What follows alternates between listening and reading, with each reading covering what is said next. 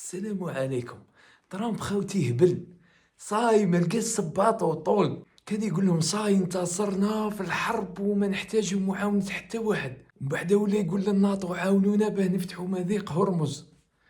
ومن بعد بريطانيا عطاتو لقى واحد قال لهم هذه خطوة متأخرة وانتم جبناء وما نحتاجش منكم حتى حاجة. ايا واليوم وش قال لهم خاوتي؟ ليك وش قال لهم؟ إذا وصل حلفاؤنا المزعومون في حلف الناتو رفضهم تقديم المساعدة لفتح مضيق هرمز، فقد اضطروا إلى إعادة التأكيد على التزامنا بتأمين جرينلاند لضمان أمننا القومي. والله ما لقى صباطو خاوتي ولا يهدد فيهم بجرينلاند. حوس يدخلهم في الحرب ذراع.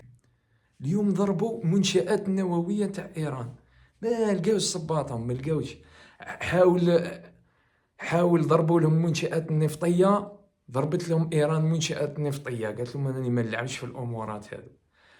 بغا يجي يدخل لهم الأكراد قالوا له ما ندخلوش. يعيو يعزلوه خاوتي، قسما بالله ترامب هذا غير يعيو يعزلوه في الانتخابات هذو في نوفمبر ويشفاو عليها. أيوة السلام عليكم.